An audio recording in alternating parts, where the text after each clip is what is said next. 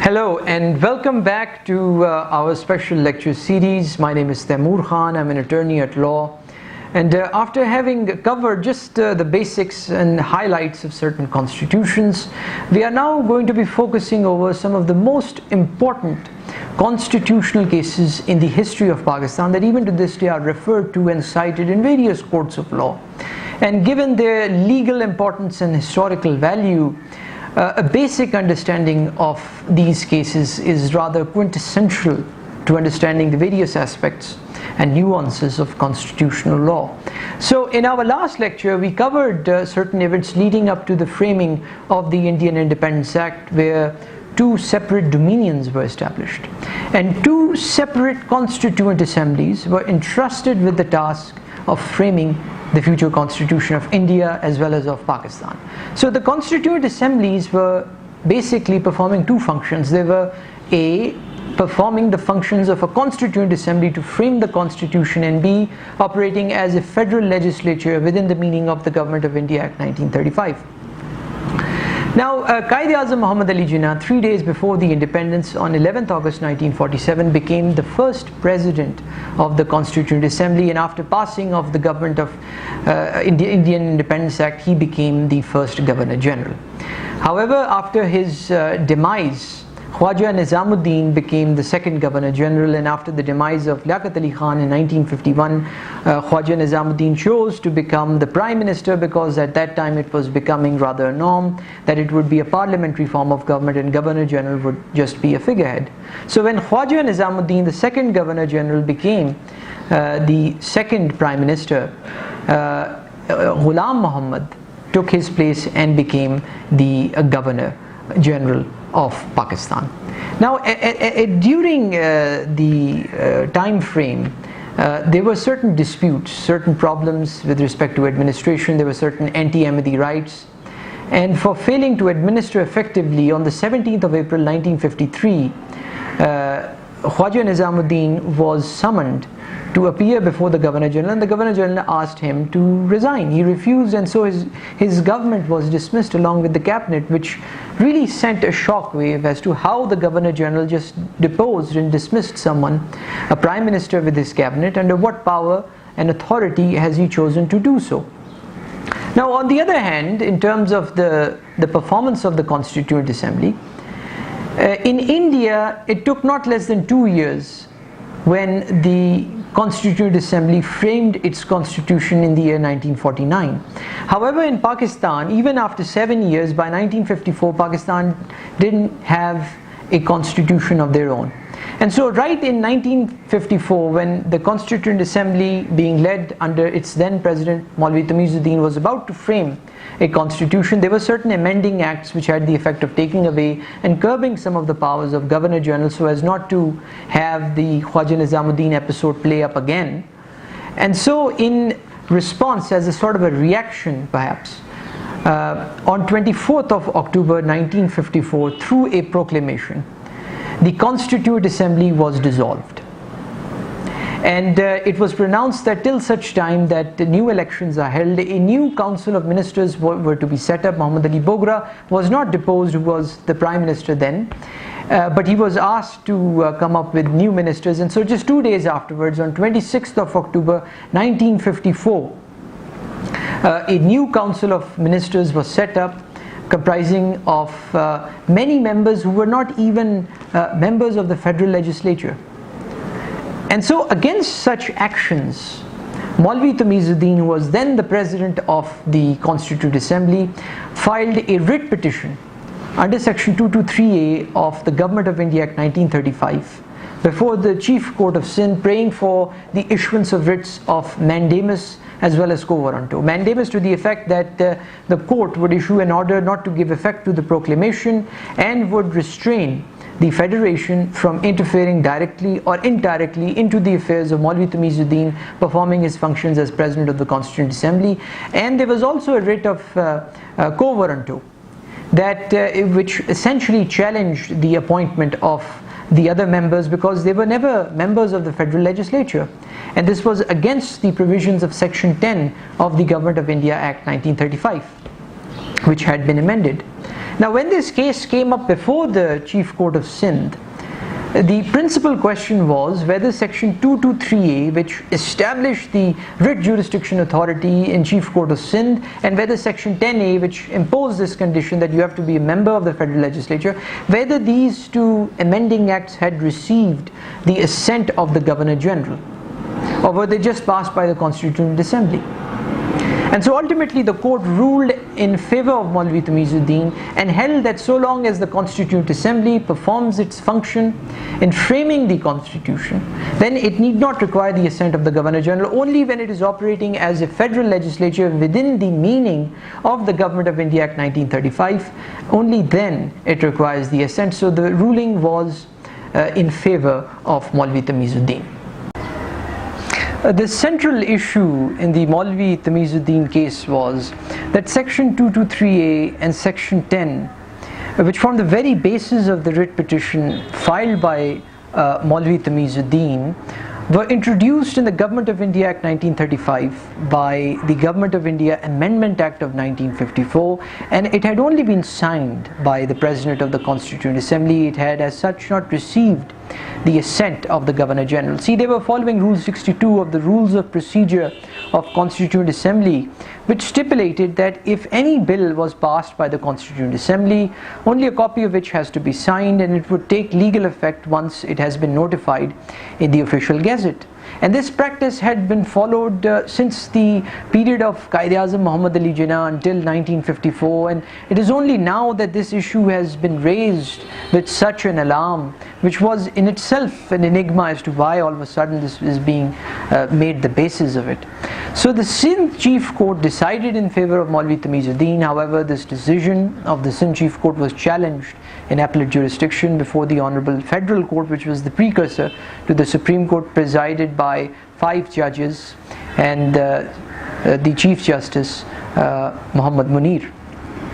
Now, Chief Justice started his opinion by going back in history. He talked a little about democracy, institutions, constitution, a little bit about the Statute of Westminster of 1931, the essential distinguishing features in between a colony and a dominion.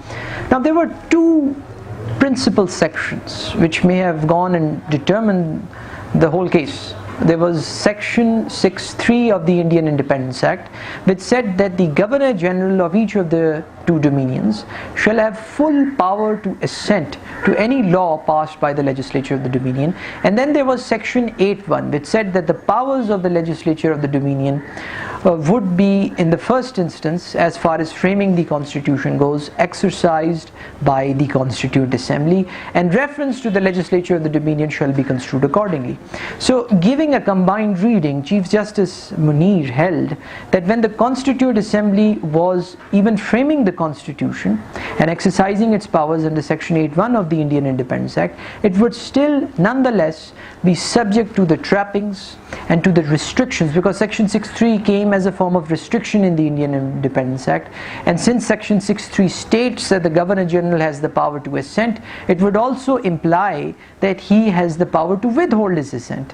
And since his assent was not obtained, as such these respective amendment acts would have no value. Now, in order to support this holding of his, that the Governor General also has the power to withhold, he gave his opinion that the Crown has essentially been part of the British Parliament since time immemorial. And since Governor General is a part of the Crown, he is a nominee and appointee, you cannot exclude him from the lawmaking process. He also talked about the prerogative powers, the inherent powers which inhered in the person of the king, that he could dissolve, summon, prorogue any assembly. And even though the last time he dissolved a king or sovereign was in the time of Queen Anne, and it has not been done so, and the constitutional practice is that maybe he can on the advice of the ministry.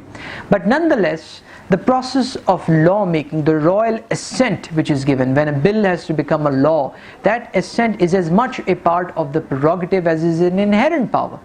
and it vests within the office of the Governor General. More so, since under Section 8.2 and 8.3 of the Indian Independence Act, it was made clear that the Government of India Act 1935 would be, for most part, the constitution of Pakistan, with certain modifications, additions or changes which would be made by the Constituent Assembly. And since Governor General had those reserve powers under the Government of India Act 1935, who would nonetheless be entitled to use them, and this power to withhold assent formed a crucial power, a part of the power of as such giving assent to anyone. There were also certain arguments that this is an independent dominion. He said that if there is a statute of Westminster 1931 that has, because most of the provisions were copied from this enactment, so it cannot be above even the act, or it cannot be entitled to the freedoms beyond the scope which has been rather laid out in the Statute of Westminster Act 1931. Now there were also certain arguments presented on the question that this legislature has failed to perform its duty after 7 years. It has still failed to frame the constitution, and there were certain paragraphs where it was laid out that once a legislature becomes perpetual, if it was once corrupted, the evil would be past all remedy. And so in these situations, the head of the state, the sovereign, whoever may be, must possess this inherent right to dispose, to dissolve the Constituent Assembly, because there was one major lacuna in the Indian Independence Act, which was that there was no expiry time as to when the Constituent Assembly would be dissolved. And so if in the event it failed to frame a constitution, there must be some way of getting rid of it, unless this perpetual legislature is to govern for all times to come. And so this decision, which was given by the Chief Justice, overturned the earlier decision passed by the Chief Court of Sindh. An interesting point of the Maulvi Tameez Khan case was that though the 24th October 1954 proclamation set out reasons for dissolving the Constituent Assembly, namely that the constitutional machinery had broken down and that the Constituent Assembly had lost the confidence of the people, these reasons were never looked into, addressed or dealt with in any way by the majority judgment given by Chief Justice Munir. Rather, the decision was given on basis of mere technicality, that since Section 223A had never become law, the writ prayed for could not be issued. So it was a decision which was made on basis of technicality rather than on merits. Now, of the 5 judges, 3 of the other judges supported the majority judgment of Chief Justice Muhammad Munir. However, A.R. Cornelius gave his dissenting note, and his reasons for giving a dissenting note were that it would be against the very mantra of demanding a separate Constituent Assembly, that if the Constituent Assembly, which now has come full circle, and whatever law it passes still has to attain the assent of the Governor General, who otherwise is an ancient relic who is appointed by His Majesty, then it really goes against the very purpose of having an independent Constituent Assembly. He reasoned that the Constituent Assembly was a supra-legal power, that it was not just a creation of the British Parliament, and so it couldn't be subjugated, it couldn't be subject to the limitations placed or set out under the Government of India Act 1935 or the Indian Independence Act of 1947. Rather, the Constituent Assembly, if it wanted, it could replace, it could repeal, it could change everything it wanted to. So how could it be under such enactments? Furthermore, he was of the view that the Constituent Assembly was an independent dominion. It was different from the dominions of South Africa, Australia or New Zealand. The language which was employed in those enactments was of the effect that the Governor General could exercise his powers in his discretion. Rather, no such language could be found under the Indian Independence Act, and a Constituent Assembly was to be framed, which was something not present in some of the other dominions, that it could frame its own constitution and it could get away with all the limitations, all the restrictions, if any, remaining under the Statute of Westminster Act 1931, if you may, to this effect. And so he reasoned, he held in a way that he would place the Constituent Assembly above the Governor General for 2 main reasons: that the that the Constituent Assembly, number one, was a sovereign body, and number two, that the very enactments under which the Governor General was to operate were within the legislative competence of the Constituent Assembly. And so this is a supra-legal body that we are talking. It does not require the assent of the Governor General. Now, furthermore, the Governor General himself, he owes nothing to the British Parliament, to the Crown, except for his warrant of appointment. In fact, there was the famous oath ceremony when Quaid-e-Azam was to take an oath. The language officially which was required to be taken was that I would bear full faith and allegiance to His Majesty. And Quaid-e-Azam changed that language, and it was changed to the effect that you would bear allegiance to the Constitution and be faithful to His Majesty. Now, furthermore, there was a lot of discussion about Rule 62 because Chief Justice Munir felt that a rule of procedure cannot change a substantive part of the Constitution. And even if the first two amending acts that had been followed through in pursuance of Rule 62 had come before Quaid-e-Azam, they wouldn't matter because Quaid-e-Azam back then was not just the President of the Constituent Assembly, he was also a Governor General. However, A.R. Cornelius, Justice, was of the view that apart from just this Government of India Amendment Act 1954, many other important legislative enactments, whereas the power defense to raise, maintain armies, this was introduced in the Government of India Amendment Act of 1950.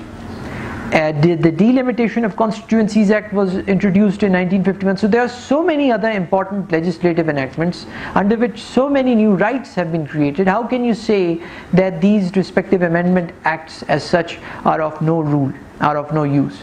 And then apart from Rule 62, there were many other rules, such as Rule 6 or Rule 6p, which dealt with how the President of the Constituent Assembly could disqualify someone or could fill vacancies, that the President of the Constituent Assembly could declare that this person is disqualified. These rules were never created under the Indian Independence Act. These were internal rules that had been followed, and relying on Kohli's interpretation that if no other mechanism is provided and if you keep on following a certain system over time, then it kind of does attain the status of law.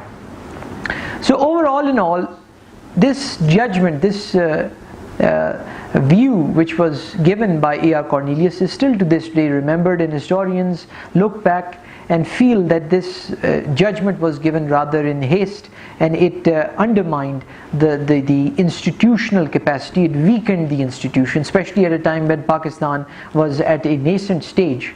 And the interesting thing was that in the year 1954, the Constituent Assembly was almost ready to bring forth this new constitution which had taken so long. So it was just about to be passed.